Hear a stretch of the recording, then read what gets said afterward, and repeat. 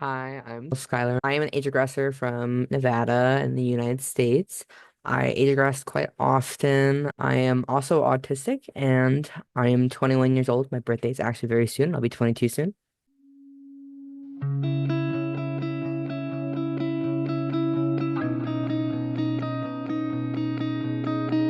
So when I was a lot younger, a lot of like traumatic things happened to me from a very young age, and it affected the way my brain developed. And I started age regressing, I think when I was about 12 years old, is when my first like memory of me doing it was in a psych ward. I just felt very like small. I just hit stuffed animal and stuff. I didn't know what age regression was at the time. First, it was little space is what I knew. But then I came to know what age regression was later on in life, and I was like, oh, that's more my stuff. I've been age regressing like on my own as an adult for a while now. I have had multiple caregivers. My boyfriend is my current caregiver, and probably one of the best ones I ever had. I guess trauma really got me into age regression.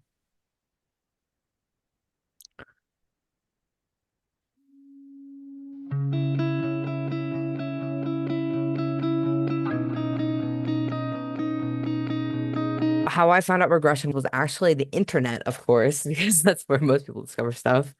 I was on Musically Kid, if you remember Musically. I was very big on Musically. I was a cosplayer, and someone had asked me if I was a little or whatever, and I was like, "What the heck is that?" I had no idea what that was, and so I looked up like Little Space on Musically, and I was like, "Oh, this is really cute. I actually really like this." I'd already been regressing mentally at this point because of my borderline personality disorder diagnosis was definitely a big factor in my regression, but I discovered it from Musically.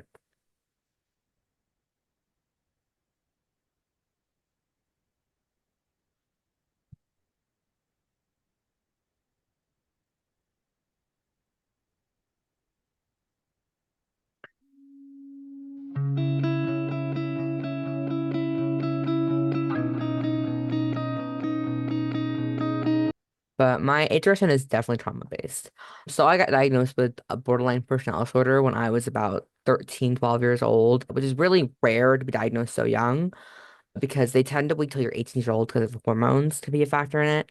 But I had a very severe case. I had met all criteria for borderline personality disorder, and I had a very severe case at the time. And so my doctor was very confident in his diagnosis, and I also pretty am. It's a very big correspondence with AFAB people with autism to develop borderline personality disorder. What was my signs and things your doctor noticed? I'd have these things called episodes where like I'd have this high emotion, I would just freak out. Like I would try to hurt myself and I would do often dangerous things. I had no self-esteem. I had things called FPs, favorite persons, where you develop like a fixation on a person because of this like obsessive need for love and to be cared for, and you put all of these emotional needs onto one person, you develop a favorite person, which often they were my boyfriends or my caregivers or friends. And I was a very self-destructive person, and that was a big thing with borderline personality disorder is self-destructiveness and just being explosive. But yeah.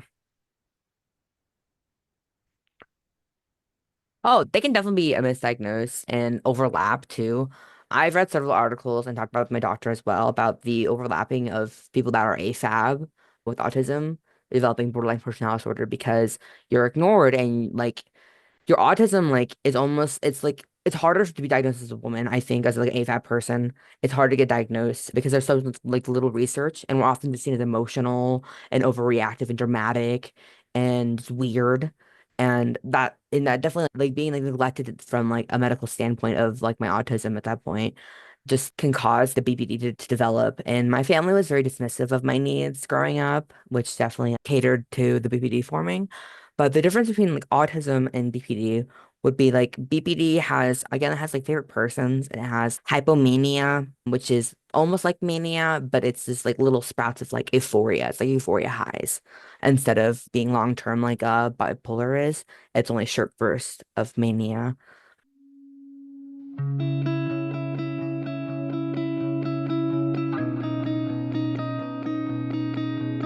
So my brother actually got diagnosed before I did. He got diagnosed when we were kids.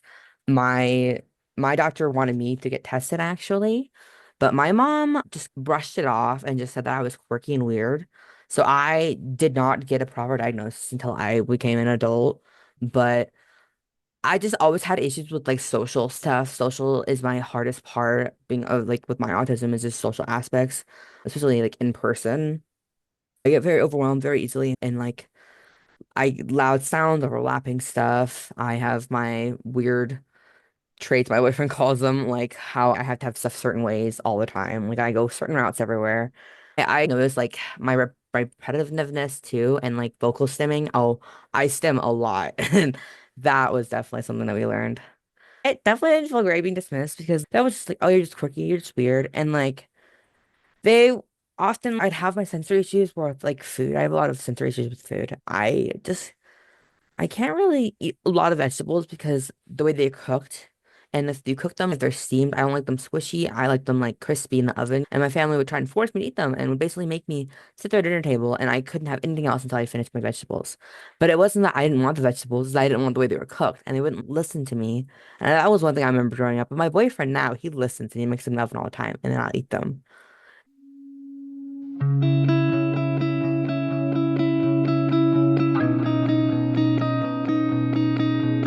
My stems.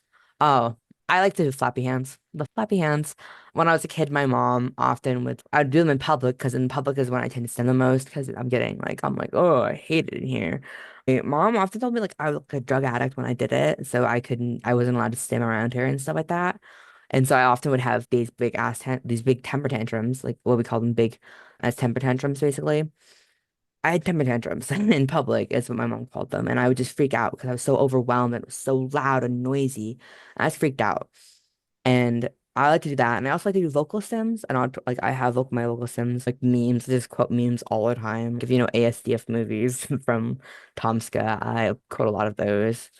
And yeah, and then like just a lot of memes. I have what they call mother issues, I think now, because of my mom being so dismissive of me growing up. And now she acts like my best friend, which is very confusing for me. But I grew up with I don't care what people think, really. I grew up never caring what people thought. I have no shame almost because I'm not ashamed of things I do because I know what I'm doing is not wrong. If I want to shake my hands, dude, I'm gonna shake my hands. It makes me feel better. Like there shouldn't be any shame in that. I should just be allowed to shake my hand. Like it's not hurting anyone. And that's why if I have a child and they are also autistic, we're gonna sim together. I'll be like, oh, you're shaking your hands, I'll join you right there. I'll encourage it. And it's just kind of a shame that a lot of parents like are like that, or they think, oh, you look weird, so stop doing that. It's sad.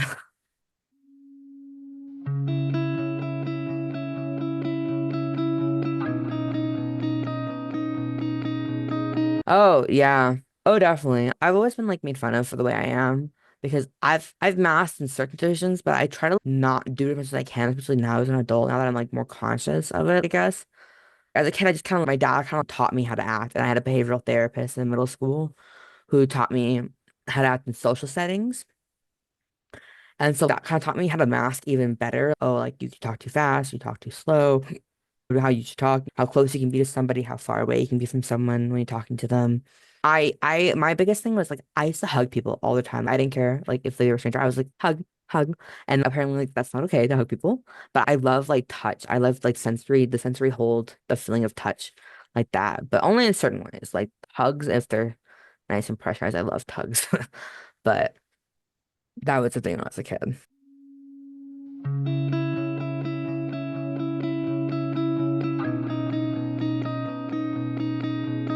Oh my gosh, I felt like an alien. I felt like an alien when I was doing my lessons. I felt that's how I felt. I think that's the best way to describe it. Is I felt like an alien being taught how to act human.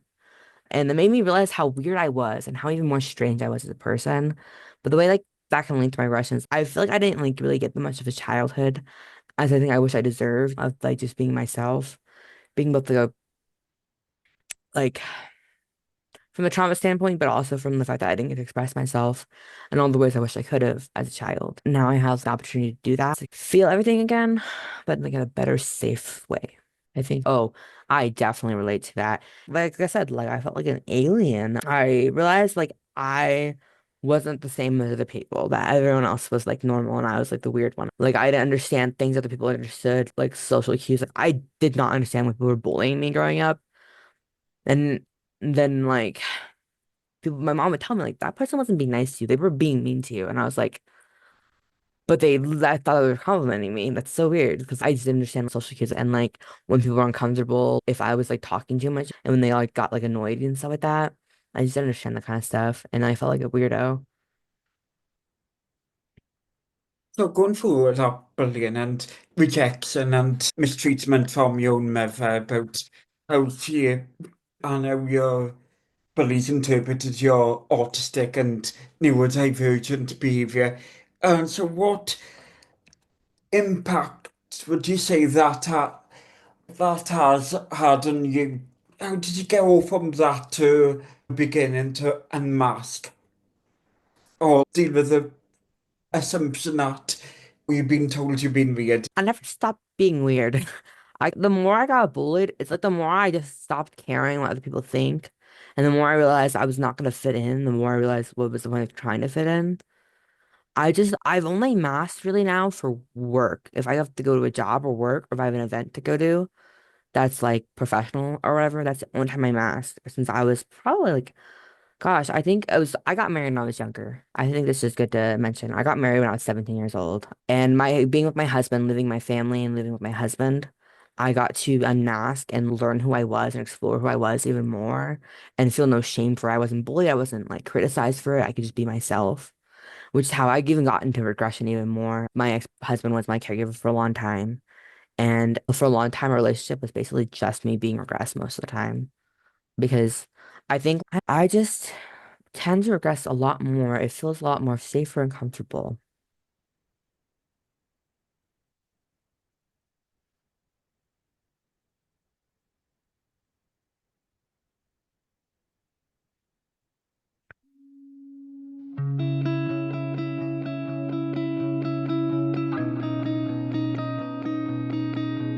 Let's see. I guess I don't know. I It was like a slow thing. I was just a little more childish growing up, and I just stayed childish for a long time. And I did grow up for a while. When I kind of acted more adult than I was for a while when I was like 12. And then I started when I was like about 12 and a half, almost 13. I went to a psych ward and out of state from where I lived. And I just remember when I got there, they let me keep my stuffed animal bunny that I still have. It's upstairs actually, Mr. Hoppers. And I just kind of held behind him, and I felt so tiny and so little. And I remember that.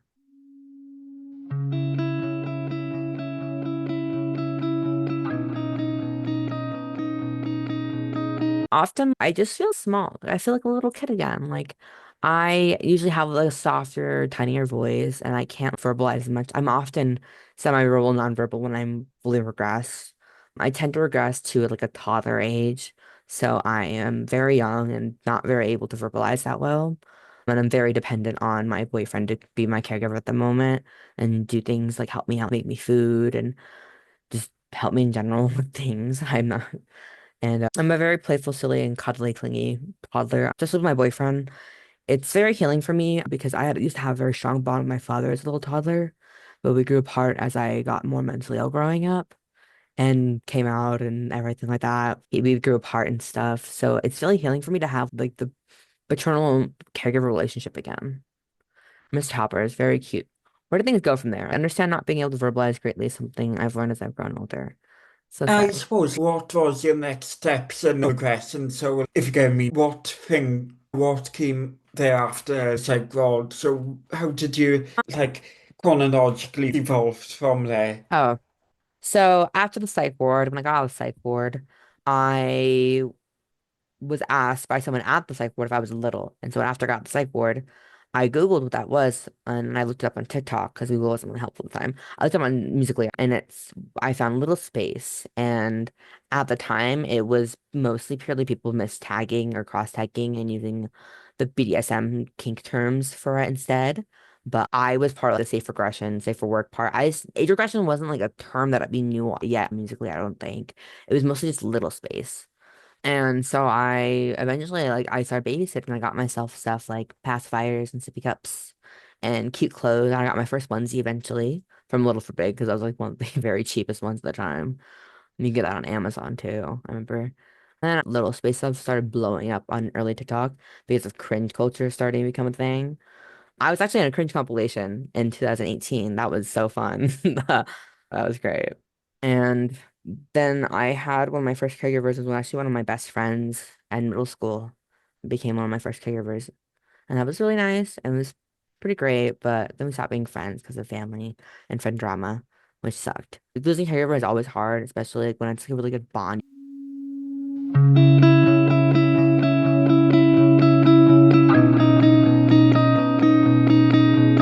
Oh, this is such an important topic. Oh my gosh, I love talking about this. So, I was exposed to so much kink as a 12 to 13-year-old, and even like up to the age of being like 16, 17.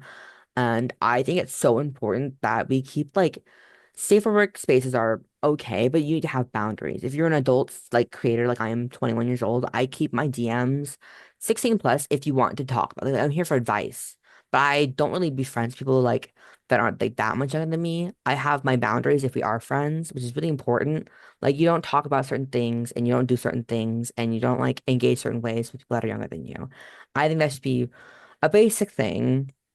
But it's very difficult because there are so many predators that prey on people in these communities, like our age regression community and little space communities, because when you're regress, when you're tiny and you're a baby, basically, you are easier to be manipulated. Like when you're age regress, I find it that a lot of people were able to manipulate me way easier because I felt so young and I was so trusting and I just wanted someone to care for me. And so it made it very easy for people to prey. And the best way to be safe online is just don't have caregivers for people you don't know. Never have an online caregiver that you don't know. If it's a friend, that's one thing. But my thing is just like the best caregiver you can have is somebody that's a friend that you already have, somebody you already know that already cares and loves for you because you know they have the best intentions for you. I wish someone had told me again to not talk to strangers online and not trust online strangers. That would have been my number one thing. But then also that I guess to protect it more. Just protect that like that space. Don't show it to everyone. Don't let random friends of yours see you in that vulnerable space because some people will just take advantage of you and it sucks, like financially, emotionally, and physically sometimes, and it's awful. And you should only be trusting this progression stuff with friends that you trust and loved ones you trust and partners you trust so that it can remain a safe space and you can heal. Because that's what this stuff, like, that's all our brains are doing is to heal from things and to just cope. And so it needs to be like something you keep safe and protected.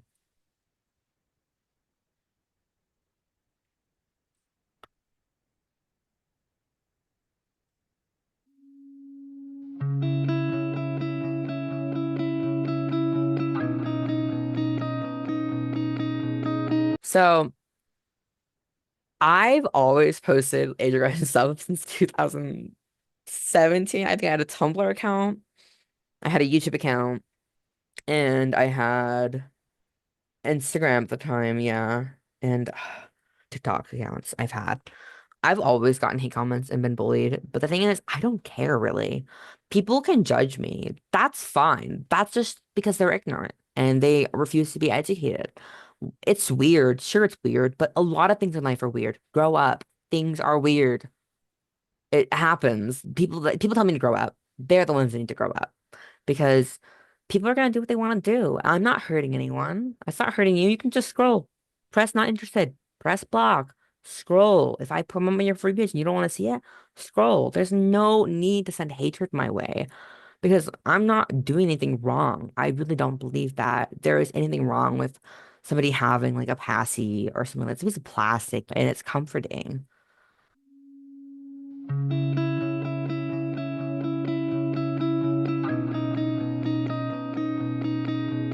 Honestly, I have all of my comments on filtered all. On TikTok, they're filtered. On YouTube, I have them turned off. Don't even use post on YouTube anymore. And on Instagram, I have it so only people that follow me can comment. And this is the best way to just prevent people from being able to hate because you may see it, but then at least other people aren't seeing it. And that's I'm okay seeing the hate comments. I just don't want people that are seeing my content to see it. And things I've shared about my regression, I like to share both the impure regression, so the unhappy, sad, trauma-based regression for educational purposes. And then I also, and people relate to it too. And then also I like to show the happiness and the cute parts and the healing parts because I want people to see like that it's not, it's just a wholesome thing. It's just wholesome. It's just me wanting to heal and it's just pretty cute. I think it's pretty cute. But I'm posting so other people do not feel alone, basically. I want the people that are like people that are following me able to see, hey, like what you're doing, it's not weird. Here you go. Here's some cute videos to show you that it's not weird.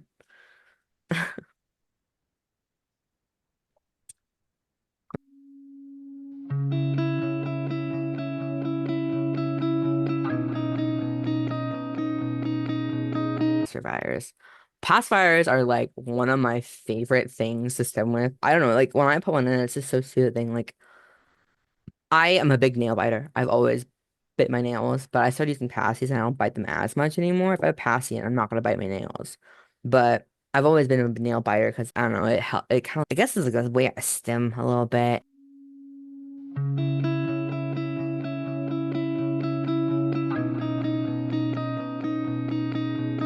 I'm a semi-verbal person. I'm only talk when I have to talk. But when I'm here, like at home, I just don't talk. I have a communication app on my phone and on my tablet. And I'm making communication cards actually in the backrooms themed, which is my special interest right now. My biggest special interest, honestly. But yeah, I guess when I regress, I unmask completely too, which is like very nice. I love pacifiers. They're amazing. I want to start using them again for 11. I definitely want to try using communication apps. The best communication app I can recommend is actually on my tablet, which I don't have with me, but I will send you the app later. But it is a really good one. It's free on Android devices, but on iPhone it does cost money. But you can put custom phrases on there. You can type, or you can have the phrases and just put your information. And it's really great, and I love it.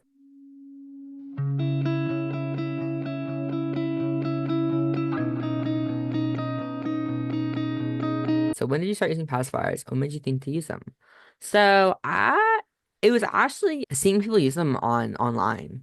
I was like, I can do that again? What do you mean? Because at that point, I just would chew my nails, and I did suck my thumb a lot, but I would chew my nails the most is my biggest thing. I was just, But I got one from babysitting money when I was about 12. I went to Walmart on my bike, and I got speak up a pacifier and a couple plates and a couple silverware. My babysitting money, and I went home with that, and I hid it under my bed, and I would use it sometimes when they weren't home, and it was really great.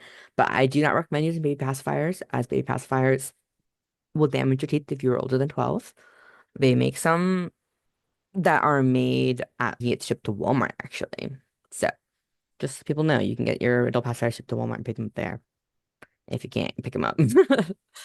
I'd always see people using them on Musical.ly, but I could never like get them because they couldn't ship anything in my house. Because my parents would always check the mail all the time first, and I wouldn't be home because school checked the mail in time before they did. And so I eventually just asked someone to buy me one. It was my friend PJ, who's my caregiver for a while. He was awesome, and he got me my first ever actual pack of adult pacifiers from Little Big, and I had them shipped to a friend's house, and who let me get them after school on my bicycle. And I think I was 13 at the time. And my dad found them though, and he fed them to our dogs. So that was great. But I had them for a little while.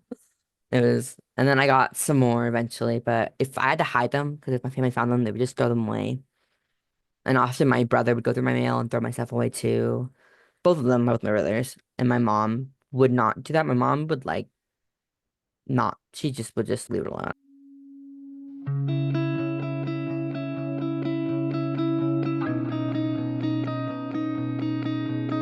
So I actually suffer from some incontinence issues already, urinary incontinence from traumatic things that happened to me.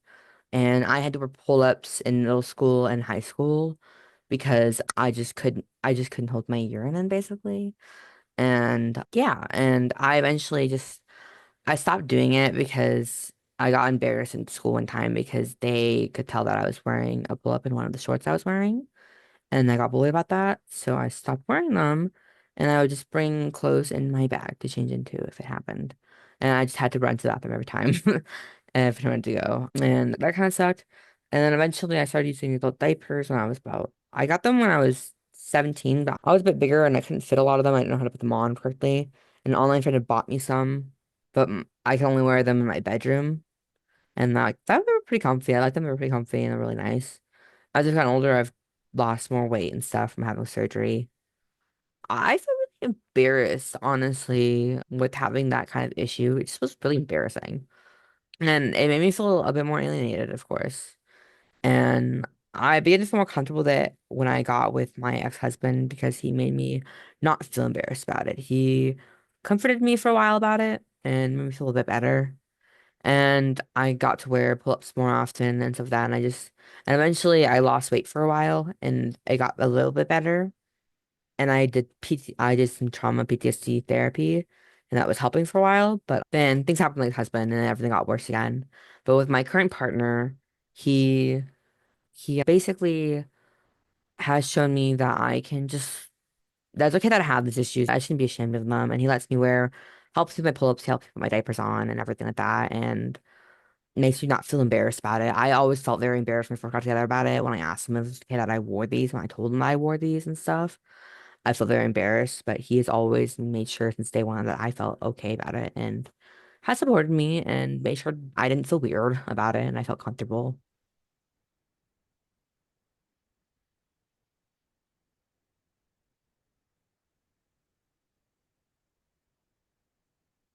I am not a PTLR or diaper lover. I just have incontinence issues, so medically I need them, and I just find them comforting. I am simply an age regressor, an age dreamer, because all of my stuff is just more, I don't know, like I believe that diaper lover is more like a role play, correct? And for me, it's more of not a role play. It's like my brain is actually going to back to when I was a kid in my brain, like an actual aggression, like you're talking to literal 2-year-old me at the time and stuff like that when I regress.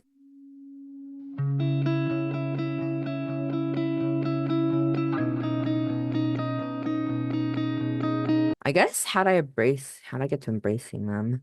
My partner's encouragement, honestly, because like I do need them. I've had accidents and it's been really embarrassing being an adult and having to wet the bed or just having accidents. Like I can't get to the bathroom in time has been very embarrassing. But my boyfriend's, it's okay that you need them. If you need them, use them. And if you need help with it, I'm here. Kind of attitude. And it's fairly much helped me because I feel very ashamed about it. And so I try to force myself to not use them. But then I end up in situations where I'm in public and I've had an accident and I have to call my mom, bring me clothes, bring me pants, whatever, which is really embarrassing. It's an experience, wouldn't recommend. But yeah.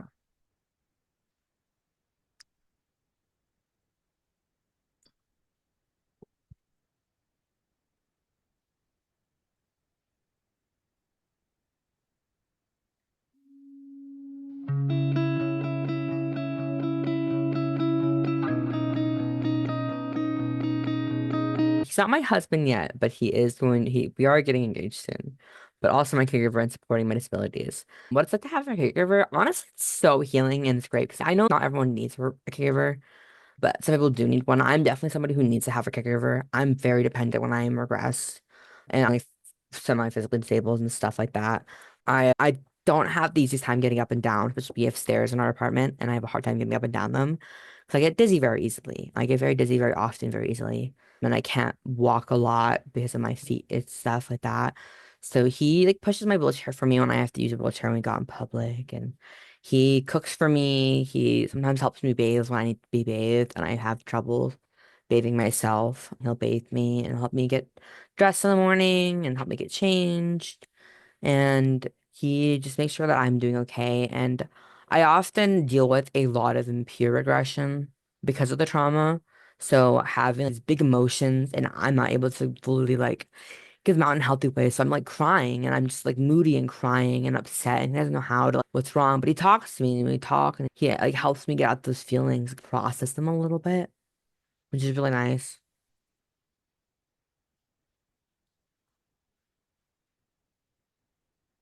Not everyone is a caregiver, but medium to high support needs for autism and disabilities can be essential and not just age or caregiver. Oh, very true. Like I say, often have hygienic issues because like showering, I don't remember and I also don't like the feeling of showers and stuff like that, but he helps me like get in the shower and he helps bathe me and stuff like that and make bath times fun, which is really great. Like we have bath toys and everything and stuff like that. And like I live most of my life when I'm at home regress. It's just my natural state when we're at home often. But he helps me on my days where I'm having a lot more dizzier spells. Like when I stand up and I faint or I fall and stuff like that. He'll just have me sit and he'll get me some protein and help me out and just keep an eye on me and everything and helps me get around places. Like we go to the carnival. We went to the carnival recently and I was having a bad day. It was really hot too, which was not helping at all. Hot days are the worst. So I was overstimulated and I was having issues with just like standing up and walking around and stuff like that.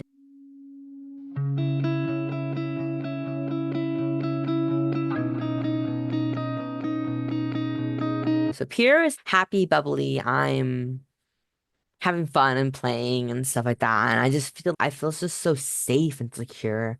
But my impure aggression is like this feeling of sometimes there's different forms. My impure aggression. It'll be like the temper tantrums where I'm like I feel this emotion, but I don't. It's like a big kid emotion, but I'm feeling it as a little kid, like trauma-based ones like that. And I don't know how to get it out. I don't know how to say it. And I'm having temper tantrums. I'm crying and I'm pouting, and I just feel like I'm just crying a lot, honestly. Or I am physically back into the space of where my trauma happened in my head. Like I like flashbacks. Like I feel like I'm back there, but like at that age that it happened and stuff.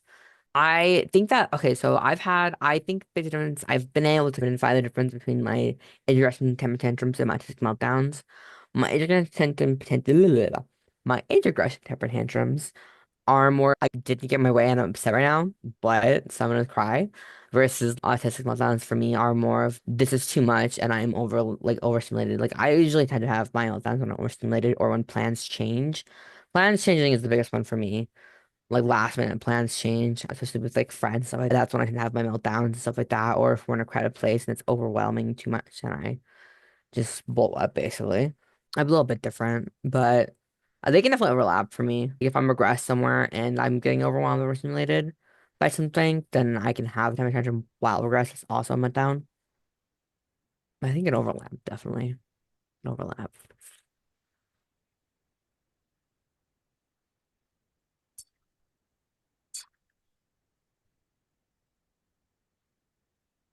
I had a lot of psychiatrists that wanted me to get tested growing up. Almost every single one of my psychiatrists was like, you need to be tested. And my mom's like, no, I'm not doing that. So I had to wait until I got married, and my ex-husband and I set up appointments in North Dakota to go get tested and everything. And it was a long process. It took a while, and I didn't even get to finish the process there.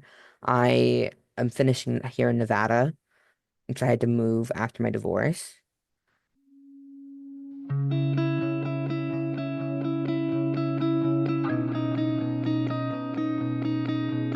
How have I learned about the overlaps and differences in autism and aggression?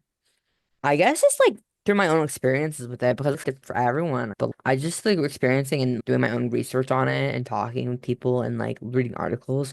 I love reading articles and I love like I like your podcast and I like to read and I like listen to people talk about it and stuff like that and just kind of educate myself through people's like actual experiences with it as well as doing like the clinical studies and stuff that they people have done. Like I like listening to the psychological aspects of age aggression, like Carl Jung's like aspects of it and like Sigmund Freud's aspects of it and stuff like that, and like the different ways it could have been, like how the brain is, but psychological aspects.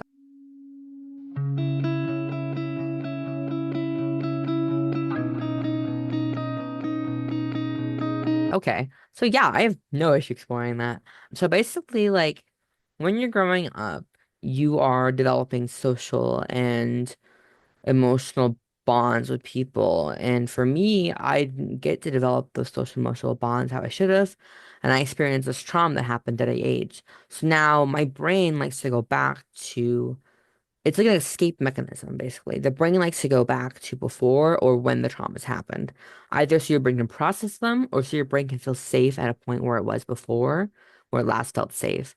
So for me, my traumas happened right around before 5 years old.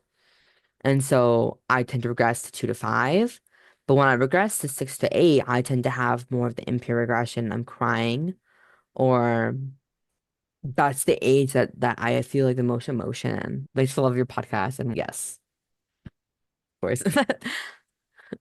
I can't remember.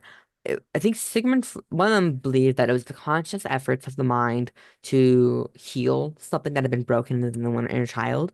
And the other one believed that it was a way for the brain to release and relieve stress too from trauma.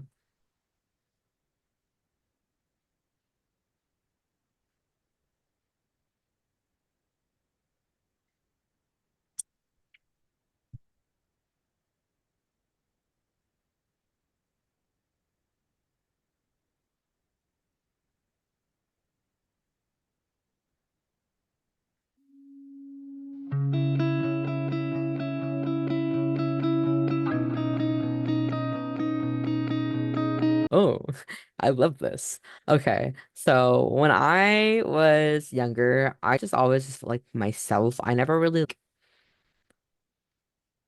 felt like boy or girl because it didn't really matter to me until people started like being like, "Oh, you can't do that because that's for boys," or "You can't do this. This is only you can only do this because it's only for girls, whatever." And I was just, I don't know, like I like sometimes I wanted to do, I don't know, when puberty happened, I guess, is when I really started to realize I was gender fluid because it felt weird sometimes of having the things that were grow and stuff like that. It just didn't feel right for me.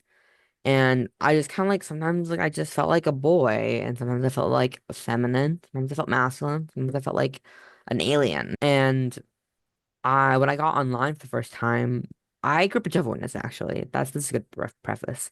I grew up a Jehovah's Witness, and so I grew up believing that trans people were wrong and that gay people were wrong and stuff like that. But my older brother was gay, and he got to show me the LGBTQ community a little bit, like drag queens, stuff like that, and queer people in the media, and show me like music and stuff like that made by queer people. And I like the I don't know, it felt like more like home than the what Jehovah's Witness stuff ever did. And when I met my first online friends, they asked me what my pronouns were. I remember that. They asked me what my pronouns were, and I was like, wait. I can have pronouns that aren't cheer. I can be anything. So I started going by Connor for a while, and I went by they, them, and he, him online with my online friends. And eventually I got my mom to cut my hair when I was in middle school. I got outed and stuff like that. I only got to cut this short, but it was better than my long hair. I got outed and stuff like that. You don't feel comfortable with your male? Oh yeah. I definitely don't feel comfortable with my body parts like at all. And I can't wait to get top surgery eventually. But I got outed in middle school, and eventually I just stopped caring about keeping it closed because like they were gonna bully me no matter what I did. They would just bully me no matter what. No matter what I did, I'd get bullied. So I stopped caring eventually. And I chose the name Ollie, and I just went by Ollie/Oliver for a long time, and posted that on all my social medias, and told people to call me Ollie. And even at school, people called me Ollie. Some of my friends did at least. And I got my hair cut short finally, like a boy haircut in 2017, 2018, my freshman year. And it was liberating and it felt great. I went by Oliver for a very long time, like from the age of 12 to 20 or 19. So about 7 years, I went by Oliver. And when I got divorced, I wanted to become like a new person. I just didn't feel like Ollie anymore. I was definitely going through some sort of breakdown, and I changed my name, and I really liked Skyler. Skyler was very gender neutral, and I liked it. And so Skyler and Sky, I liked Sky at first. And eventually it was Skyler, and I just liked the way it sounded, I guess. I asked my friends, I was like, hey guys, what's the name you think fits me? And I liked like a poll. And then people like added their own names. And I was like, wait, I like Skyler. Hang on, Sky? Skyler? I like that. And I already had a friend that's Skyler with an A, and who's like my best friend. So I had to like change it to one with an E so we can have a differentiations at least. And I don't know, I like the sky because I always like looking up at the sky too. Just kind of laying on the grass and looking at the sky and just thinking about like the stars and like how far out you can just go. I don't know. I like the sky. Yeah.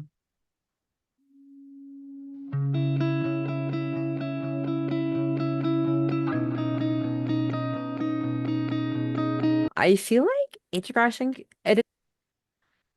it's not like redoing or undoing that happened when I was a kid. It's simply given me the opportunity to have something I wish I'd had. So like I like to collect toys I wish I had when I was younger, which is very healing and just doing things that my parents didn't let me do a lot and just or even doing things I did do as a kid too, but like in a safe environment.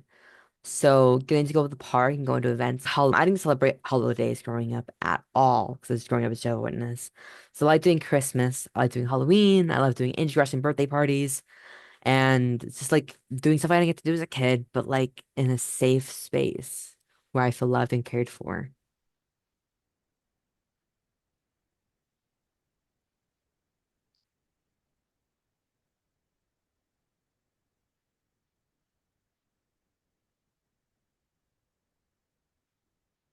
Being trans, I get to have the boyhood I never got to have too. I like to have like my masculine times with I love space and dinosaurs so much and Bluey when I'm like boy regressed. But being gender fluid, of course. Often I'm really feminine when I'm regressed, but I do have my boy days.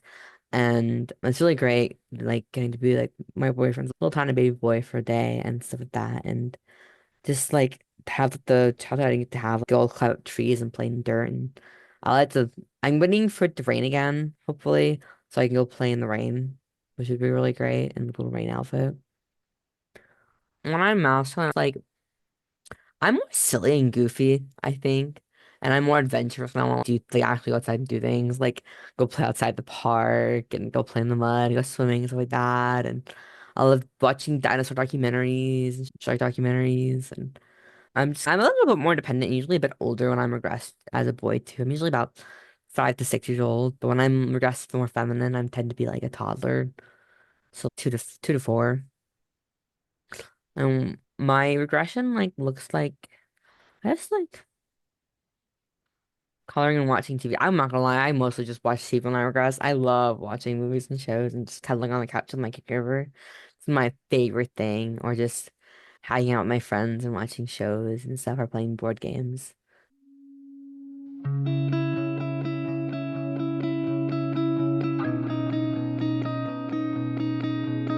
So, with my partner and I, before we even started dating, we were talking. We'd met on a dating app. We'd hung out at his place. And I told him after the second time we hung out, like, hey, by the way, like, I'm like a regressor. Like, I age regress. And I do this thing. And he thought that I was talking about something completely different. He thought I was talking about, like, the NSFW portion and, like, age play and stuff like that. And I was like, no. He misunderstood what I meant when I asked him my caregiver and stuff like that. So at first he was like, "Oh no, like I'm not into that. No thanks." And I like broke my heart for a little bit. And then I got to explain to him what it actually was. And he was like, and when we started dating, he was more than happy to be my caregiver because he was glad to have provided the safe space to be myself and to feel safe. He liked caring for me. He's naturally a caregiver. Because the first few times we hung out, he would like make me chocolate milk, would bring me food, and would cuddle me and like, pat my head. I'm like, it's got some energy about you. Like it was telling me you'd be a good caregiver. So that's why I told him about it and stuff like that. So I wanted him to be my caregiver because he was so amazing and sweet and nice, and we'd gotten to know each other pretty well and everything. And I told him like if we're gonna date, like we my caregiver too, because I don't like having caregivers that aren't my boyfriend. But yeah. And then he was really supportive of it, and he's bought me a lot of stuff. Like he's bought me passies and like onesies, and helped me have like cute little parties and play dates and stuff with my friends. And it's been really great. I don't know. He's probably the best caregiver thing I've ever had. So it's really important that your partner is very educated on this stuff and just like a lot of educating on like mental aspect of regression at the same time. If you have impure regression, educating on that. And then because for my boyfriend, he didn't know how to deal with my impure regression for a while because I would just be crying. He didn't know what to do other than like to hug me and stuff like that, which comfort is the biggest thing in that moment is comfort. And just knowing what they need and just asking them what they want, what they need, what they look for in that kind of relationship, like what they're looking for. It could work things out. Yeah, oh yeah, he can definitely work things out. He's definitely a keeper. That's why I'm gonna get married to him one day. But my advice for anyone who's regressed to a romantic relationship is just to make sure your partner is able to identify your like when you're regressed. 'Cause I know it can be hard telling when someone's regressed sometimes if you don't have the regression voice like I do. Like I tend to have a regression voice. But like, just that he knows what like the appropriate boundaries to have in that moment. Yeah. No. I guess like for caregivers, like advice that I'd have for caregivers would just be to talk to your regressor when they're not in regress about things that they would like out of you and establish.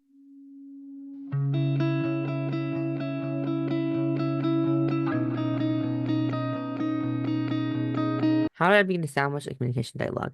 I guess like I just kind of brought up like, hey, like I do this thing, if that's what you mean. Like I want you to know I do this thing because of something that happened to me as a kid and the way I am, I do this thing. And he's like, okay, what's that thing? I was like, okay, it's age regression. And I try to explain like, hey, like this is a way that my brain is coping with things by bringing me back to a time that I felt safe in my childhood, which happens to be when I was 2 to 5 that often affects the way I'm able to talk. So I'm not able to talk as well. So we have like I use an app on my phone and everything to talk usually. And he was like, okay. And he made sure we eventually got me a tablet because the tablet was easier to use because it's bigger screen. I don't know. He's always been really good with communication with me, which has been really great because I do have a lot of communication issues, even when I'm big about talking about things I need to because of how I felt shame in my past about certain things. So I have a big, like, hard time with communicating things that I need. But he can kind of, he's really good at just telling things sometimes, like noticing, hey, like something seems up, like wrong, what's up? And then we have a conversation about it. And he lets me take my time, overwhelmed by the conversation. I get to have a break. I get to have a moment as like a time, like to just breathe if I need to. And then he'll come back and we'll talk or later. AC apps do help with the regression space. How does pure regression space look for you? Oh, yeah, AC apps definitely do help. I love them. But how does regression, pure regression look space look for you? I usually am pure regress most of the time, so that's really good, lately at least. And it depends on if I'm alone or from friends, but usually it's me coloring, playing Roblox. I'm talking very like little words, broken English basically. That's how I talk, a little toddler. And I'm very silly and loving and stuff. And I just want to cuddle my caregiver. Like, I literally don't want him to do anything but hold me when I'm regress.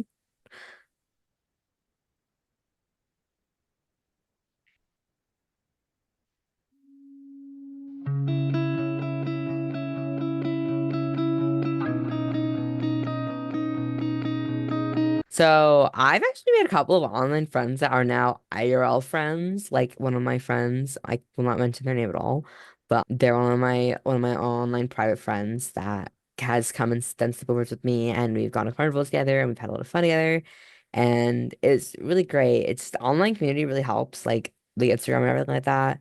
I just kind of like talk to people. I encourage people to DM me and to be friends, and how I've opened up this to my friends that aren't regressors would be like anytime someone wants to be friends with me, I tell them straight off the bat, like, hey, I just want you to know if you want to be friends with me, that I am an age aggressor. And if they don't know what that is, then I go, okay, I explain it to them. I'm like, it's this thing. And if they don't pass the vibe check, they're like, oh, that's weird. Then I'm like, okay, then don't be friends with me. I just, I don't really care people think about it because it's not something to be shameful about. You respect anonymity. Yes, I do. Have you met up with aggressors? Oh, yes, I have. A couple of them, actually. I have some IRL friends that I made. When I first moved here, I started using this app called Tammy, whatever, the LGBTQ friends and dating app. And I posted on my bio that I was looking for friends that do like agery friends. And I had 3 people message me, one of my old friends, one of my current friends, and one of my friends that moved. And they all were regressors, and we all had to have sleepovers. One of them was once my brother, as I called him my brother. So he was like my big brother when I was regress, and we were regress together, but he would be the big brother, and I'd be the little brother. And then I used to have sleepovers with all my friends, and it was really fun. And yeah, I do this thing where I can hang out with people for a week in a row, and then I don't hang out with anyone for 2 weeks or 3 weeks, sometimes a month. Like you barely hear from me because I put too much on myself at once. It's like having a brother you can explore this with unmasked with. It was really great, honestly. It was really fun because like I used to be best friends with my big brother, but now we're not really we don't really talk anymore, which sucks. So getting to heal like that brotherly bond is really nice. And just having it's like having brothers is awesome because like he shows you how to do stuff. Like when we play with toys and I'm not understanding how to do it, he'll always show me how to build the blocks or how to mix the thing to make the potion or whatever. It's really fun. I miss having a brother. I'm hoping my friend will become my brother because he's already been like that. So it's been really nice.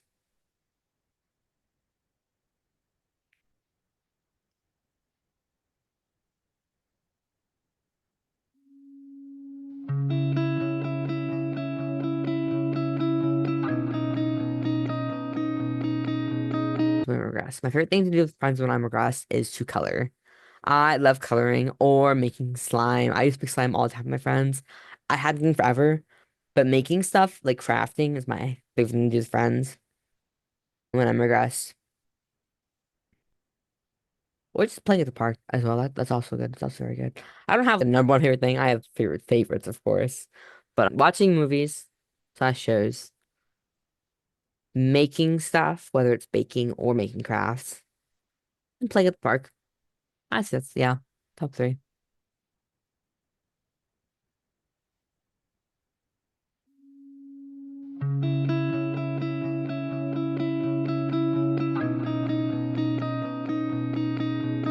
Not being able to move as much physically as I once was a kid.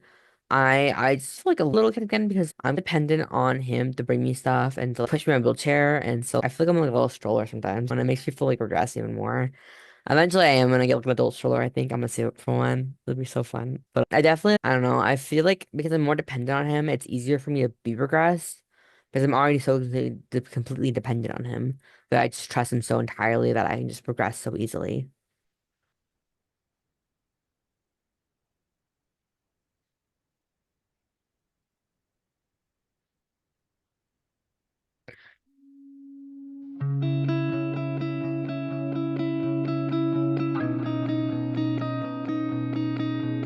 Oh, definitely.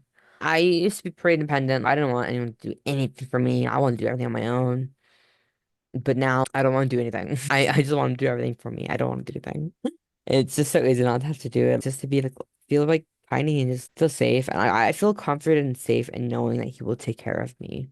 And I don't have to worry about him neglecting me or refusing to take care of me. Like I know like it's not too much for him and that he's dedicated. And I know I'm probably only gonna get worse as time goes on, but I am confident in the ability that I think he will take care of me. I know he will. And so feeling embracing my aggression with him makes me feel even more safe. I never felt so safe with somebody that I can just regress every time I hug them. Like every time he comes home from work, I run to him and I feel so tiny and I just feel so safe when he's home and I'm in his arms and stuff. Having a caregiver has definitely been the most healing aspect of my regression for me so far, being that my relationship with my parents has not been the best. Yes, see how going back to childlike mindset is allowed to deal with the challenge that can happen or losing disabled or have extra needs. Yes. I was at a point in my life before my gastric sleeve surgery where I was pretty much just stuck with a wheelchair anytime I walk more than 10 to 15 minutes because my feet would hurt so bad because I did have a lot of extra weight I was dealing with. But I lost about 80 pounds and I'm able to do more things now. But if I have to walk for more than 30 minutes, my feet are going to be miserable. And I usually need to sit down most of the time or have a wheelchair and stuff. And I have days where my bones just hurt, like my legs and my feet they just ache and hurt, and I can't walk that well because pushed it the day before. But I try to plan things out so that I have time to rest in between events. Any questions you'll ask on social media? Let's see. I can actually check really quick. So, questions you would ask me on my Instagram was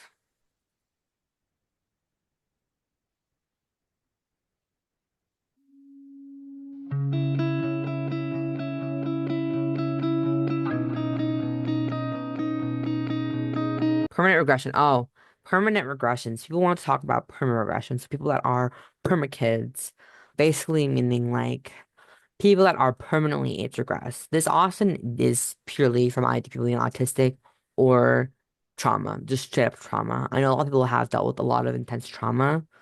I am not personally a perma kid. I often am. I try to be big as much as I can, but I do live about 70 to 80% of my life regress, which is still a lot. But and how it can be how if they want to know how it can affect mental health and disorders can affect regression. So permanent regression and the way it can affect your life when you're growing up, it can definitely be stigmatized. So like people think it's something that's not. They think that you're doing something sexual and weird when in fact you are just your brain is just wired that way. These people just didn't get to grow up and they haven't grown up and they're not able to grow up because they haven't been able to process and maybe even heal from this trauma that they've experienced. They might even, I don't know, like perma kids usually do have something they have not dealt with that is keeping them from growing up, or the fear of growing up can also be a big portion of it.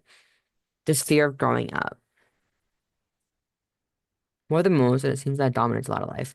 It does dominate a lot of my life. When I'm at home, if I don't have anything I have to do, really, I'm regressed. Even if I'm not, like, if when I'm with my boyfriend, I tend to be regressed. I also like to hang out with my friends a lot, and I am regressed all off. Like, every Tuesday, I have a transport group I go to, and I'm always regressed for that. Because, like,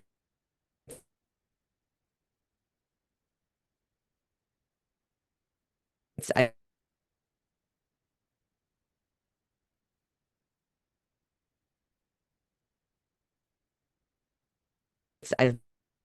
just have fun with them.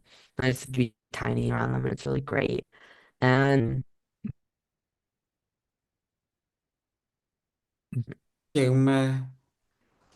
Yes, can you remember where you were at?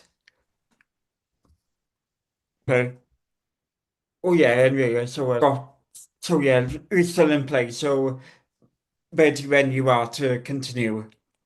okay, what were we talking about? We're going through some of the questions, and I think some of it, oh, I can't remember, something to do with, I know, like it was like you talking about mental health, how you deal with it with mental health disorders, stigma. Oh, yes. One thing is that it is often linked to mental health disorders, so like PTSD, borderline personality disorder, and also stuff like autism. And so that can be linked to progression.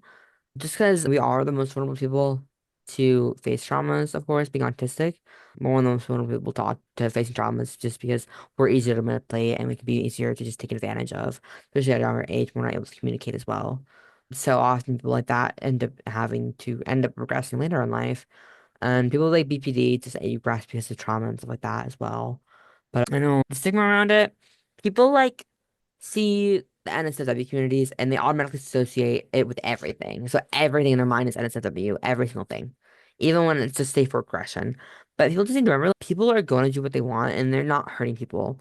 I've never understood hating on people just for doing this stuff because it's not affecting you, it's not hurting you. All you have to do is say you're not interested if it pops up on social media. Just say you're not interested or just look away. I don't know. But there's no reason to like people to hate, but hatred and stuff like that. And yeah. And people think that a lot of people are choosing to do this, but some people just have to do this. It's just like something we need to do. And people like us seem to think that we don't pay taxes, which is really funny. People always comment like I don't pay taxes or whatever. But I do pay taxes. I'm still an adult. I still have to pay my bills. I still have to have a job sometimes when I'm able to. I still have to have the ability to have healthy relationships in my life, stuff like that. Like I still have a normal life outside of this. I just struggle a little bit more. It just helps. It helps me to be able to live a normal life. I'm talking about stigma and how it's associated with sexual based stuff, how an age rushes with sexual. Oh yeah, the question from before.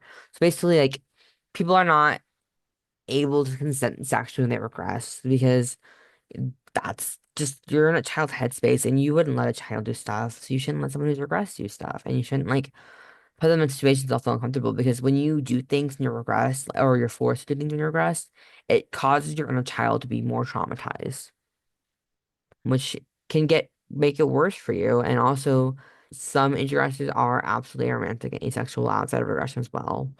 And within it too. I like to kiss my boyfriend, like little pecks and stuff like that. But the same way like a parent would. Like a little "Mwah," like that. But nothing ever more than that. Think for many needs to be desexualized. It definitely needs to be desexualized and more normalized, accepted. But people it hurts people to judge people on basis of work and weight taxes. Yeah, that is awful because people are disabled. They're disabled in the world, and just because you're disabled does not make you any less of a person or any less important or any less of somebody who has an impact in society. Because I can't really work that well. I have a babysitting job and that's it. Because I'm able to do a babysitting job and that works for me. It doesn't pay a lot, but I do have an impact on my community. I do things for my community and stuff. Do you see your boyfriend as a father figure? When I'm regressed, I guess I see him as one. Like I don't really see him as a father figure, but more as like a parental figure. I guess like he's just the person who takes care of me. He's just my caregiver. I don't really see him as like a father or anything like that, but he's like my caregiver, both when I'm big and when I'm regressed and stuff. And I definitely see him as like a paternal figure in my life that I trust, like a male figure in my life that I trust. But I wouldn't necessarily say like a father figure or anything. But yeah, like I don't know. Do we have any other like question points that we'll just have a quick look and if anybody else mentioned anything to ask? I don't believe so. Yeah, we had come into terms of age regression and somebody asked like maybe something about how age regression that can impact of hobbies and even work. Somebody asked that. And I know we'll touched on a bit of work, but I know probably sometimes when you experience burnout, that work has been difficult for you, and as you hinted just there, that like you can really only do a basic job, and as I said, released into disabilities and stuff like that, maybe quite a big kind of job, if you get what I mean, would be difficult for you to do. But do you have any more that you wish to say on that? I guess I when I worked fast food for a while in like high school, I would regress at work all the time, and it was very hard for me.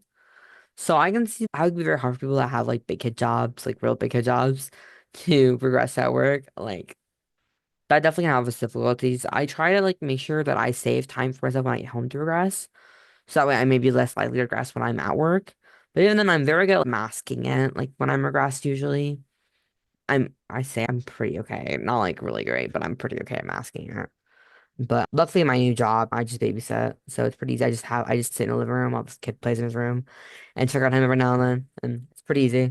So I don't know. I can see how that'd be difficult, but I don't really have much more to say now.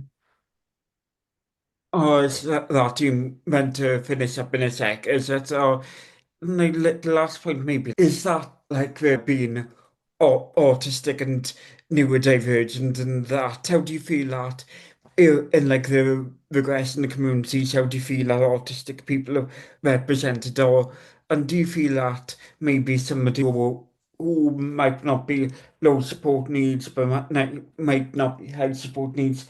Do you feel that you are fairly being represented in the conversations around neurodiversity? In this community, I would say so. I don't talk with a lot of big creators that much, but I follow a bunch of them and I'm mutual with some. And I think that they are really good at representing us. If I think it was Not Baby Mini. Not Baby Mini is one of my favorite creators that also likes to touch on topics of being ADHD in the community and stuff. And I feel like that I feel I'm pretty represented and it's really nice. Seeing people talk about it, other big creators reach out and talk about these things more often and stuff. And it helps with the stigma around it.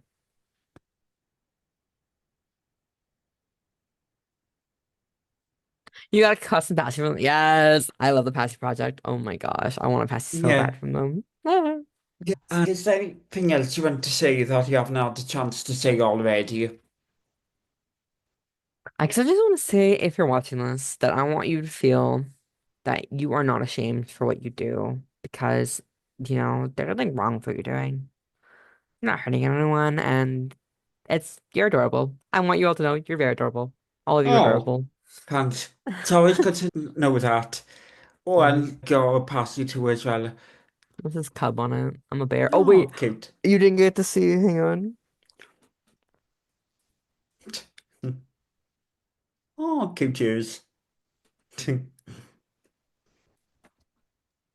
And is there like where you want to say for people to find you and follow you on social media? Oh, yes. You can follow me on Instagram at super underscore small, spelled SMOL underscore Skyler, SKYLER.